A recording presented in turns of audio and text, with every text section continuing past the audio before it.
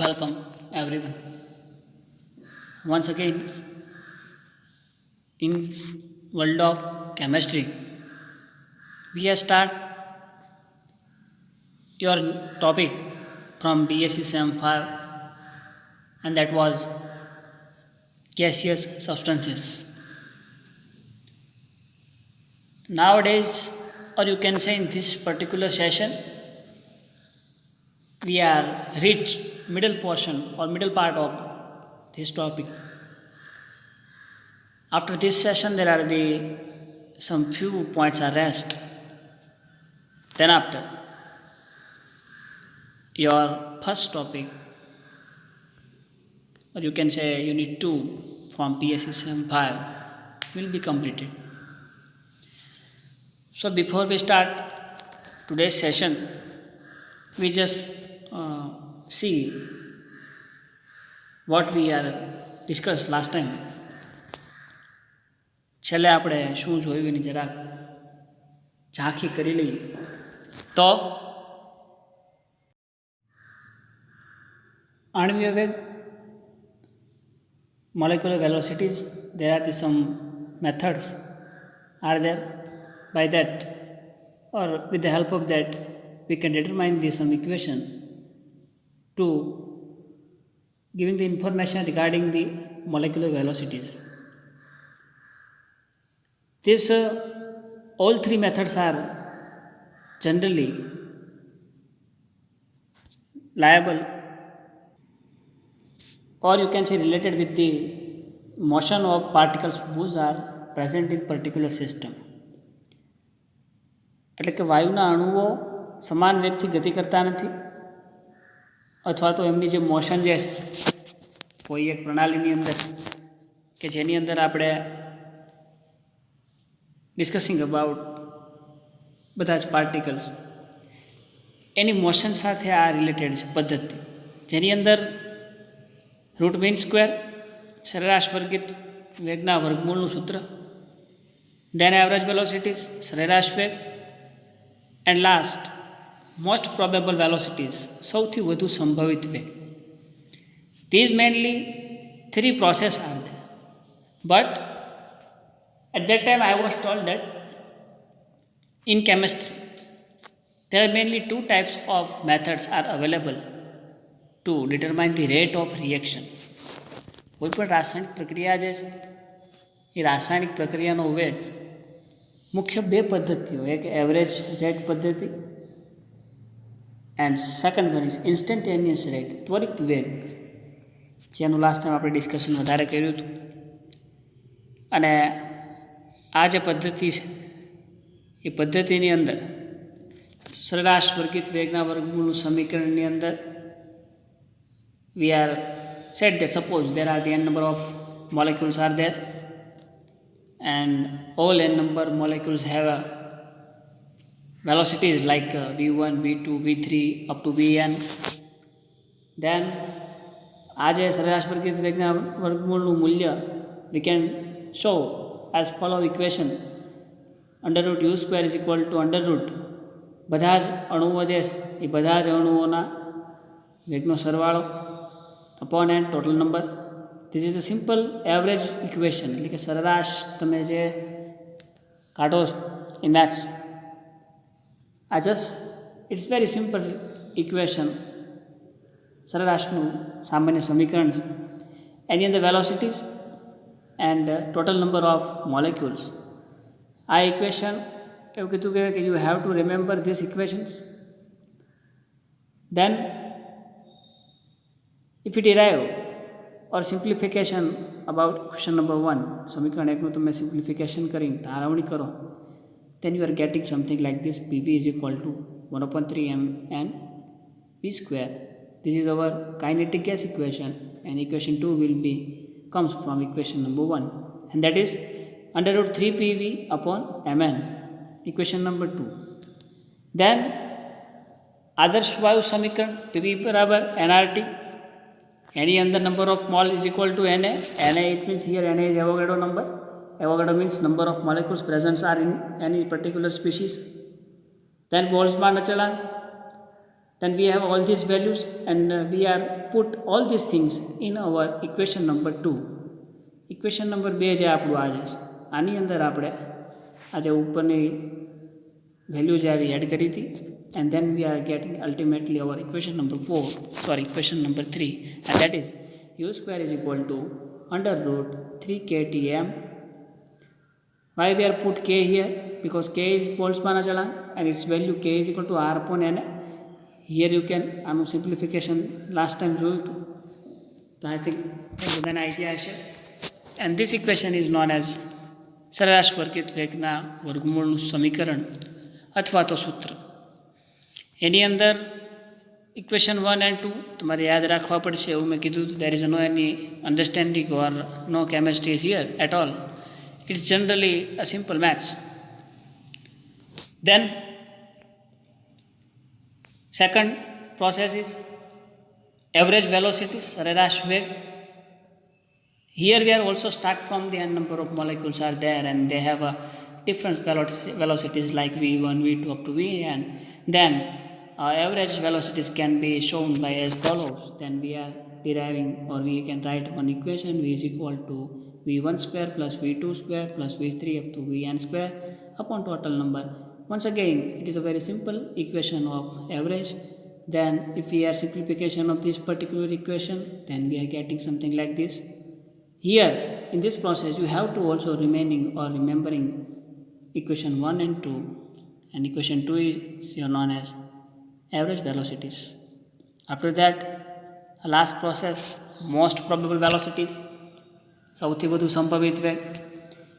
Here in this process they were talking about some functions and that particular function is also related with the rate, and this thing was discovered by one of the well-known scientists, and that was Maxwell. He is giving a lots of knowledge and lots of information regarding the gaseous particles. Even though he can give information regarding thermodynamics and solid state too. તો એણે most probable velocities નું equation ધાર્યું હતું. In this equation there is no any derivation at all. અહીંયા પણ આગળની જેમ જ તમારે ઇક્વેશન્સ યાદ રાખવાનું છે, રિમેમ્બર કરવાનું છે. Then we are move on from the deviation of gaseous law from kinetic equation. Kinetic equation જે આપણું છે વાયુના ગતિવાદનું સમીકરણ. once again I remembering you that it's most IMP equation. એક્ઝામની અંદર તમારે હશે જ. સો અને બહુ ઇઝી છે વાયુના ગતિવાદનું સમીકરણ. It can be cover your 7 or 8 or 17 to 18 marks. So it's very important question. So time break તો કરી નાખજો. And then એ સમીકરણને આધારે આપણે some process આગળ જોઈ આણવીય વેગ, molecular velocities. Now from that equation we have to derive gaseous laws. gaseous lawsની વાત કરી હતી છેલ્લે લાસ્ટ ટાઈમ કે બોયલનો નિયમ, ચાર્લ્સનો નિયમ, એના પછી એવોગ્રેડોનો નિયમ, ગ્રેહામનો વાયુ પ્રસરણનો નિયમ, એન્ડ ધેન એટ લાસ્ટ ડાલ્ટનનો આંશિક દબાણનો નિયમ. આ બધા જ lose we are discussing in gaseous studies, where pure gaseous studies એટલે કે સોલિડ, લિક્વિડ એન્ડ ગેસિયસ મોલેક્યુલ્સની જ્યારે ઇન પાસ્ટ વાત કરતા હતા ત્યારે આ બધા ઇક્વેશનને આપણે જોયેલા જ છે. But now we have to compare those laws or these laws with kinetic equation of gaseous. એટલે કે વાયુના ગતિવાદનું સમીકરણ અને આ જે નિયમો છે એ નિયમોને એકબીજા સાથે શું સંબંધ છે એની વાત કરવાની છે.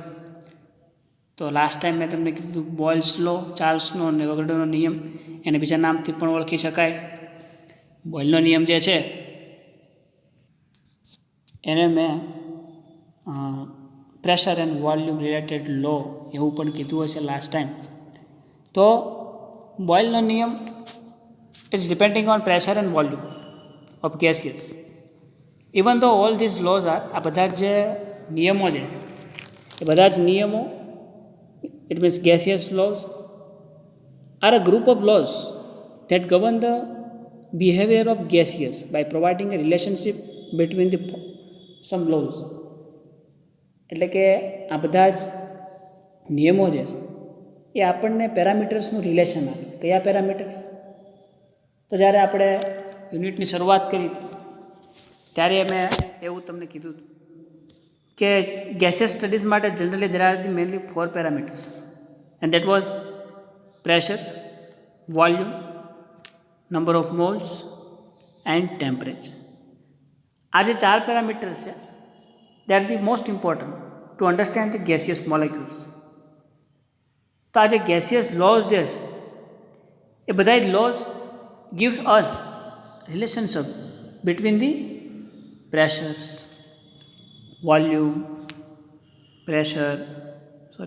volume, moles and temperatures. આ બધા જ વચ્ચેના રિલેશનશિપ જે છે એ આપણને આપે છે. કોણ? તો આ જે 4 નિયમો છે, 4 કે 5 નિયમો જે છે એને આધારે we can combine these 4 parameters. આ 4 પેરામીટર્સને આપણે એકબીજા સાથે કમ્બાઇન કરી શકીએ. Volume occupy by gas, for example તમને હું કહું વોલ્યુમ ઓક્યુપાય બાય ગેસ એટલે કે ગેસ દ્વારા જે કદ રોકાયેલું છે ઇટ મીન્સ કે volume. Then pressure extract by gas on the wall of its container or you can say system. એનો મતલબ કે પ્રેશર જ્યારે અથડામણ થશે, આપણે વાત કરી હતી કે in this particular system some molecules are there. તો આ બધા જ અણુઓ જે અથડામણ થાય એના લીધે અહીંયા વોલ્સ પર કંઈક પ્રેશર વિલ બી ક્રિએટેડ. તો એનો પણ relation we can get. Then absolute ટેમ્પરેચરની વાત આપણે પૂર્વધારણાઓથી કરતા આવીએ છીએ.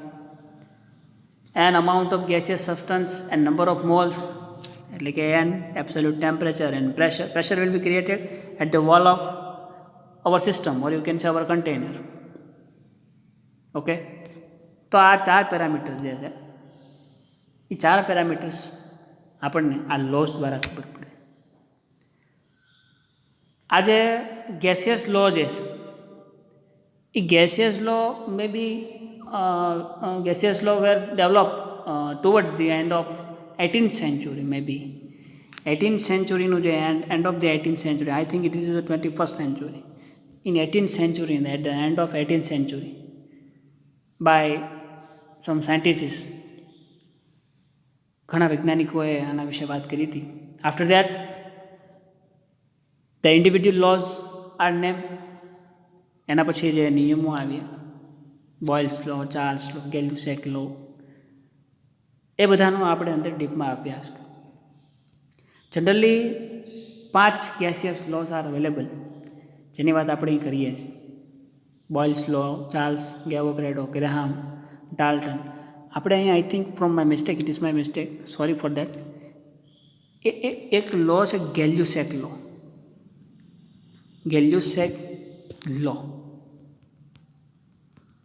ગેલ્યુસેક્સ લો. મારે એ ભૂલથી રહી ગયો છે. પણ આ બધા 5 નિયમો છે એના સિવાય પણ એક આ નિયમ જે છે ગેલ્યુસેક લો. આ બધા જ નિયમો આર ધી વેરી ઇમ્પોર્ટન્ટ. સો આમાં ફર્સ્ટ બોયલ્સ લો. આ બોયલનો જે નિયમ જે છે it is provide A relationship between the pressure and the volume of gas. એટલે કે પ્રેશર એન્ડ વોલ્યુમ સાથેનું રિલેશન દર્શાવતો સમીકરણ અથવા તો એનો નિયમ. તો આપણે એવું કહી શકીએ, if you have to give a statement of this law at constant temperature. See આ 4 પેરામીટર્સ આપણે જ્યારે વાત કરતા હોય તો એવું નહીં થાય કે 4 પેરામીટર્સની હારે વાત કરશું. વી are talking about mainly 2 parameters. If you are talking pressure and temperature then volume and number of moles are constant. Okay, મારી વાત સમજાય? આ 4 પેરામીટર્સ જે છે એ 4 પેરામીટર્સનું આપણે એક સાથે વાત નહીં કરીએ. આ 4 પેરામીટર્સમાં કોઈ 2 પેરામીટર્સની વાત કરીશું. એનો મતલબ કે સપોઝ પ્રેશર એન્ડ વોલ્યુમની વાત કરતા હોય તો એની સિવાયના જે 2 પેરામીટર ટેમ્પરેચર અને નંબર ઓફ મોલ્સ જે છે એ કોન્સ્ટન્ટ રહેશે. વોલ્યુમ એન્ડ મોલની વાત કરતા હો ત્યારે પ્રેશર અને ટેમ્પરેચર કોન્સ્ટન્ટ રહે. વોલ્યુમ એન્ડ ટેમ્પરેચરની વાત કરતા હો ત્યારે pressure and number of mall constant.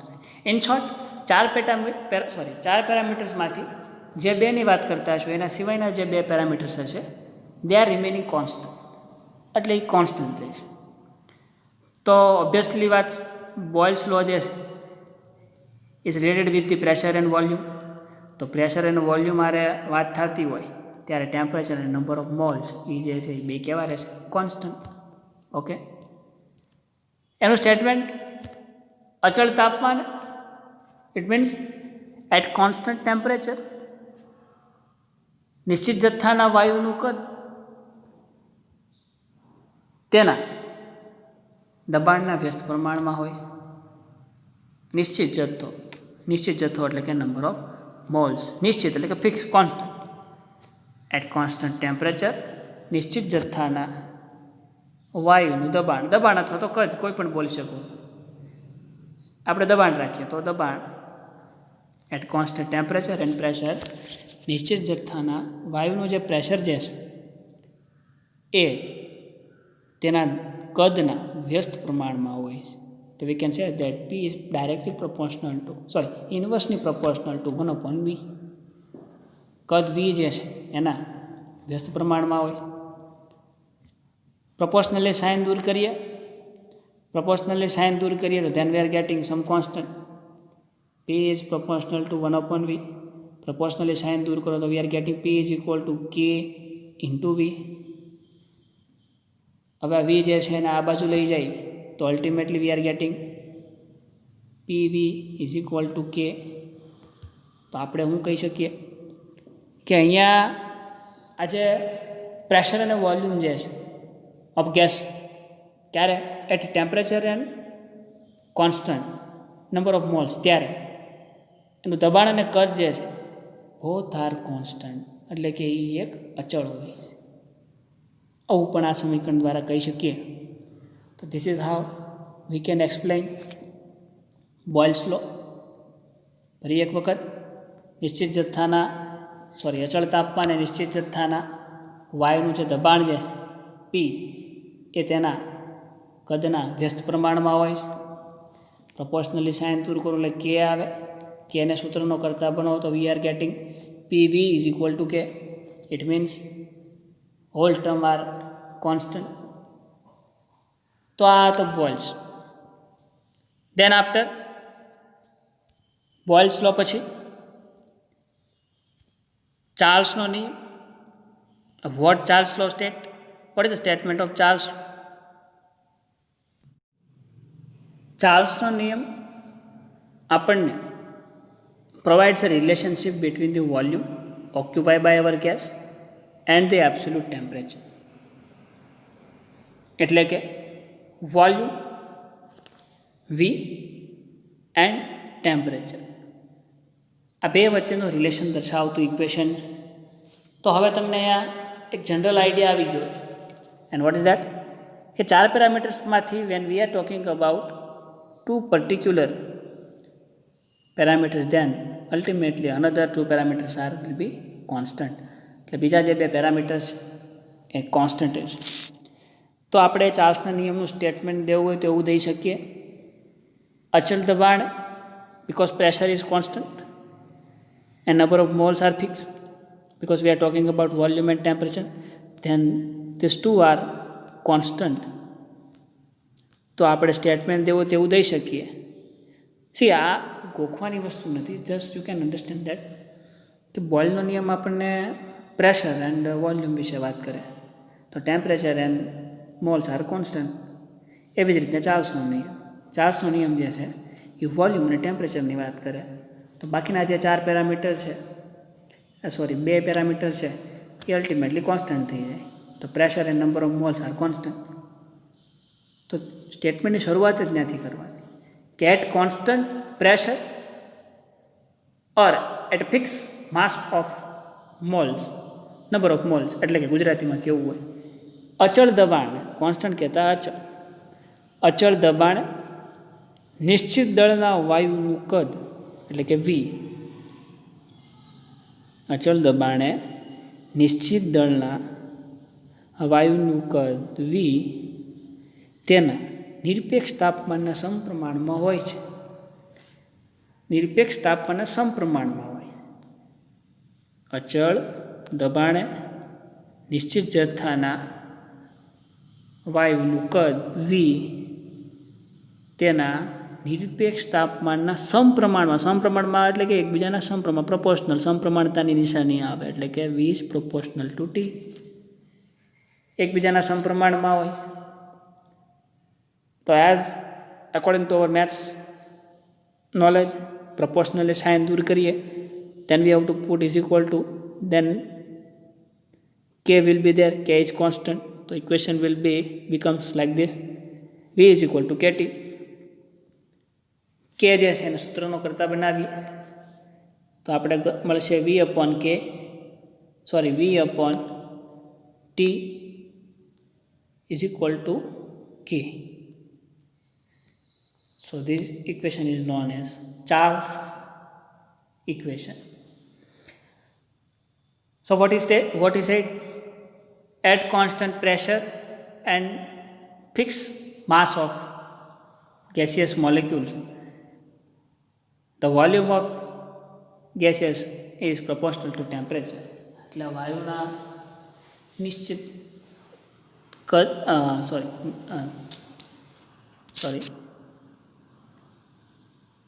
અચળ દબાણે નિશ્ચિત દળના વાયુનું કદ જે છે નિરપેક્ષ તાપમાનના સમપ્રમાણમાં હોય છે, જેને ચાર્લ્સના નિયમ તરીકે ઓળખાય, જેનું mathematical form can be represent by like this. Then our next law is એવોગાડ્રોનો નિયમ. એવોગાડ્રો વિશે આપણે વેરા ફેમિલિયર છીએ, and that is Na. Number of species are present in on molecule. આ છે નિયમ જે છે, આ એવોગાડ્રોનો નિયમ can be provide us relationship between the volume of our gas and amount of gaseous substances which are present in our system. એનો મતલબ એવોગાડ્રોનો નિયમ જે છે એ આપણને volume occupy by our gas, એનો મતલબ કે V, and number of gaseous substances અથવા તો અમાઉન્ટ ઓફ ગેસિયસ સબસ્ટન્સીસ એટલે કે N, એટલે વોલ્યુમ અને નંબર ઓફ મોલ્સ વિશેનું સમીકરણ આપણને આપે. એઝ આઈ સેડ એબવ, 4 પેરામીટર્સમાંથી 2 પેરામીટર્સની વાત થતી હોય ત્યારે બીજા 2 પેરામીટર્સ જે છે અલ્ટિમેટલી કોન્સ્ટન્ટ થઈ જાય છે. તો P, V and T આ જે 4 પેરામીટર્સ છે એમાંથી વોલ્યુમ અને નંબર ઓફ મોલ્સ અહીંયા છે, એનો મતલબ પ્રેશર એન્ડ ટેમ્પરેચર જે છે એ કેવા હશે? કોન્સ્ટન્ટ. તો આનું સ્ટેટમેન્ટ આપણે જેવું હોય એવોગાડ્રોના નિયમનું તેવું કહી શકીએ કે સમાન કદ ધરાવતા બધા જ વાયુ સમાન તાપમાન અને સમાન દબાણની પરિસ્થિતિમાં સરખી સંખ્યાના અણુઓ ધરાવે છે. સરખા સમજાણું નહીં, સિમ્પલ ફોર્મમાં કેવું હોય તો at constant pressure and temperature, at constant pressure and temperature એટલે કે અચળ તાપમાન અને દબાણ સરખી સંખ્યાના અણુઓ સરખી સંખ્યાનું કદ ધરાવે છે અથવા તો સમાન કદ ધરાવે છે. એનો મતલબ V is proportional two N. Obviously વાત છે, જરાક વિચારો. આપણે એવું સ્ટેટમેન્ટ આપ્યું છે પ્રેશર એન્ડ ટેમ્પરેચર જ્યારે કોન્સ્ટન્ટ હોય ત્યારે V is proportional two N. કોઈ એક આ સિસ્ટમ છે, આ સિસ્ટમની અંદર આ રીતના વાયુઓ ભરેલા છે. આ વાયુઓ જેટલા વાયુઓ ભરેલા એ વાયુઓ દ્વારા કાંઈક કદ રોકાયેલું છે. તો એ કોને આધારે રોકાયેલું છે આ કદ? તો કે એની અંદર જેટલા વાયુઓ ભરેલા છે એને આધારે આ કદ છે. તો કદ is directly proportional to its number of substance, એવું આપણે કહી શકીએ. It's very simple thing it is. So એવોગાડ્રોએ આવું કીધું. એવોગાડ્રો ખરેખર તો આપણને નંબર ઓફ સ્પીસીસ જ આપે છે, એને જેને આપણે એને તરીકે ઓળખીએ છીએ. એની વેલ્યુ કંઈક છે કે તમે મને થ્રુ વોટ્સએપ જણાવી શકો છો. Vote is the value of એને એવોગાડ્રો નંબર શું છે એ તમારું હોમવર્ક છે. તમે મને વોટ્સએપની અંદર મેસેજ કરી શકો અથવા ગ્રુપમાં પણ મેસેજ કરી શકો કે sir Avogadro number is like this and the value of Avogadro number is dash. એ ડેશની અંદર ગીવ યોર આન્સર. ઓકે, તો નંબર ઓફ પાર્ટિકલ્સ અથવા સબસ્ટન્સ જેટલા આની અંદર હશે એટલું જ કદ આની અંદર રોકાયેલું છે. So we can say that volume is directly proportional to number of moles are present in our system. So proportionally sign દૂર કરીએ તો once again we are getting a one constant k. Equation આપણું આવું કાંક થશે v is equal to kn. તો આ જે એવોગાડ્રોના નિયમનું સમીકરણ છે and we can give the explanation something like this. Then our next law, and that is ગ્રેહામનો વાયુ પ્રસરણનો નિયમ. આ નિયમ વાયુના પ્રસરણ વેગ એટલે કે અલ્ટિમેટલી રેટ ઉપર ડિપેન્ડ કરતો નિયમ છે. Rate means R.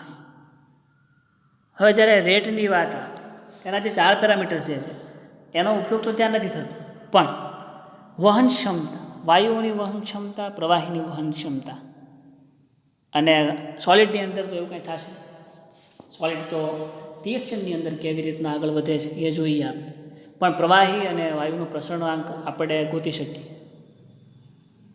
Van we are in standard lower than 10th standard. ત્યારે આપણે પ્રેક્ટિકલ એવો ઘર્ષણનો નિયમ કે ભાઈ આવી રીતના કોઈ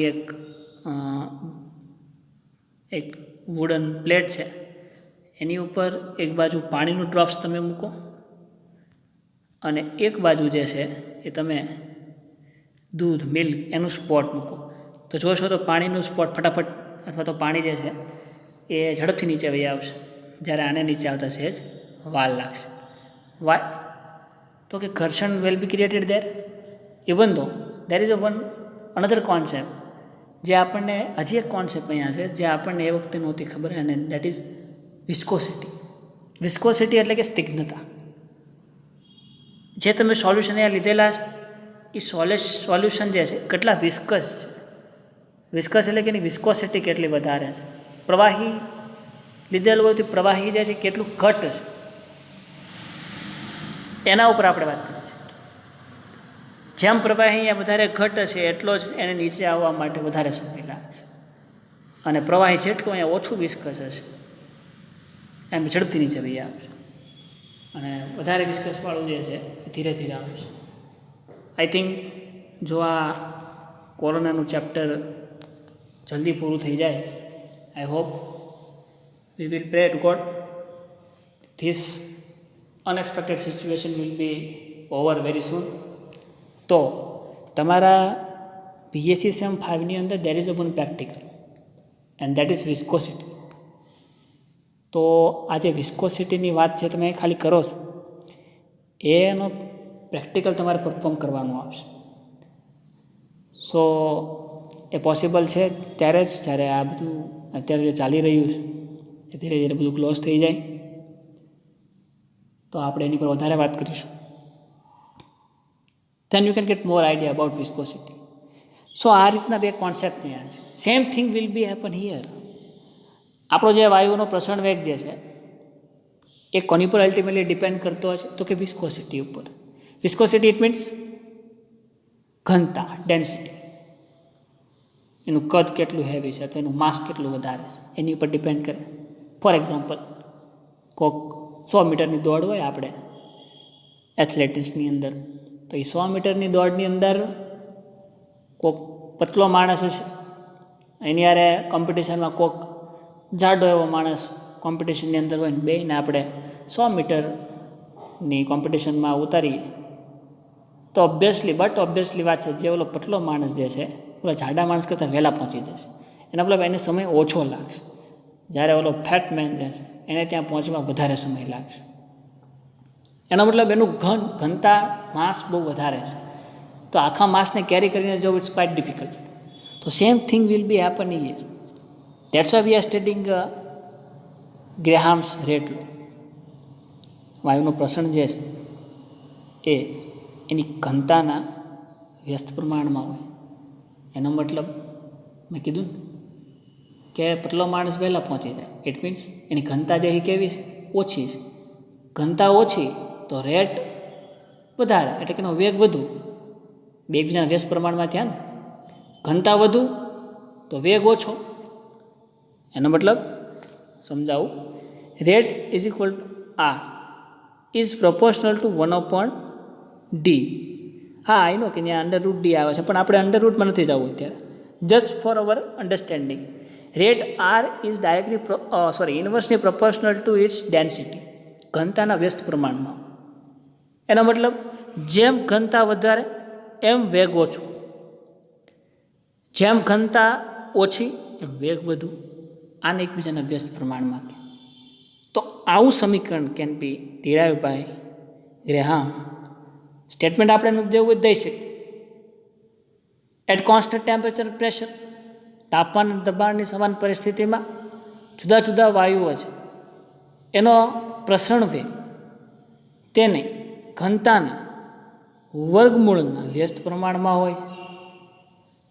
તેની ઘનતાના વર્ગમૂળના વ્યસ્ત પ્રમાણમાં હોય છે. તો આ ગ્રેહામનું સ્ટેટમેન્ટ છે. દેન અવર સિમ્પલ મેથ્સ કે પ્રપોર્શનલી સાઇન દૂર કરવા માટે બરાબર આપણે મૂકવા હોય તો we have to put one constant, then આખું ઇક્વેશન ડેરિવેશન ત્યાં છે. બટ આપણે ડેરિવેશનમાં જવાની જરૂર નથી. So this is how we can explain ગ્રેહામનો વાયુ પ્રસરણનો નિયમ. દેન એટ લાસ્ટ ડાલ્ટનનો આંશિક દબાણનો નિયમ. તો આ નિયમ જે છે એનું નામ જ આપણને સજેસ્ટ કરે છે કે we are dealing with pressure, એટલે કે દબાણ સાથે આપણે કંઈક વાત કરવાની છે. તો શરૂઆતમાં પણ કીધું હતું કે ડાલ્ટન જે છે એ done so many works about pressure. એટલે કે એણે એવું સ્ટેટમેન્ટ કીધું હતું કે એકબીજા સાથે ક્રિયા ન કરતા હોય એવા વાયુઓનું મિશ્રણ, વાયુઓની કેમિકલ રિએક્શન થાય જ, પણ એવા વાયુઓ કે જે એકબીજા સાથે કોઈ રાસાયણિક પ્રક્રિયા નથી કરતી, એવા વાયુનું મિશ્રણનું જે કુલ દબાણ જે છે એને આપણે કોઈ એક પ્રણાલીમાં લીધા હોય તો વાયુના અણુ વચ્ચે આકર્ષણ બળ નથી, એવું આપણે એની પૂર્વધારણામાં વાત કરી હતી. તો એની અંદર જે દબાણ ઉત્પન્ન થાય એટ વોલ્સ, દિવાલ ઉપર અથવા તો એમોંગ ધી મોલેક્યુલ્સ, એ દબાણ જે છે એ વ્યક્તિગત વાયુના આંશિક દબાણના સરવાળા બરાબર. એટલે આ બધા જ પાર્ટિકલ્સને લીધે છે અહીંયા દબાણ ક્રિએટ થશે. એને આપણે જનરલાઇઝ ફોર્મમાં લખવું હોય તો આપણે એવું લખી શકીએ કે total pressure is equal to કેટલા પાર્ટિકલ્સ છે, તો કે sir n number of particles આ, તો એન નંબર ઓફ પાર્ટિકલ્સ એનું પ્રેશર લખવું હોય તો P1 P2 plus P3 dot dot dot dot plus up to Pn. આ વ્યક્તિગત વાયુનું દબાણ છે, પહેલા મોલેક્યુલ, બીજાનું, ત્રીજાનું, ચોથાનું, પાંચમાનું અપ ટુ n મોલેક્યુલ્સ, એ બધાના વ્યક્તિગત પ્રેશર છે. એ બધાનો સરવાળો can become a total pressure. તો એવા વાયુઓ કે જે એકબીજા સાથે પારસ્પરિક કોઈ રાસાયણિક પ્રક્રિયા કરતા નથી તેવા વાયુના મિશ્રણ કુલ દબાણ જે છે એ વ્યક્તિગત વાયુના દબાણના સરવાળા બરાબર હોય. આ સ્ટેટમેન્ટ જે છે જેને ડાલ્ટનના આંશિક દબાણનો નિયમ કહે છે, અને it can be represented in mathematical form like this: P is equal to P1 plus P2 plus P3 up to Pn. So this is how we can explain all 5 laws, or you can say all 5 ideal gaseous laws. એટલે કે આદર્શ વાયુના નિયમોને આપણે આ રીતના સમજાવી શકીએ. Here I made one mistake. Gay-Lussac law I am not mentioning here, but a નિયમ પણ is very reliable or related with ideal gas equations. So you can see with your own self. તો હવે આ જે સમીકરણો છે એના ઉપર અને વાયુના ગતિવાદના નિયમો અને એનું જે ઇક્વેશન છે એને આધારે આ બે ઇક્વેશન એટલે વાયુના ગતિવાદનું સમીકરણ અને આ બધાના સમીકરણોને આપણે એકબીજા સાથે કોરિલેટેડ કરીએ તો આ જે રિલેશન જે છે એ જે ડેવિએશન જે છે એ આપણે નેક્સ્ટ સેશનની અંદર વાત કરીશું. ત્યાં સુધી કીપ રીડિંગ. આ જે નિયમો જે છે લોઅર સ્ટાન્ડર્ડમાં તમને મળી જશે અથવા online you can search it and get the information. મારી કરતાં જે મેં I just give you a idea about all these laws, not explain very perfectly. બહુ જ વ્યવસ્થિત સમજાવવાની ટ્રાય તો કરી છે મેં, પણ વધારે ઇન્ફોર્મેશન તમને નેટ ઉપરથી મળી રહેશે. So get all this informations so you can understand very easily. તો આજના સેશનમાં એટલું જ. Next time we are start relation between the kinetic equation and ideal equation or ideal laws equation. Till then, keep ready and thank you.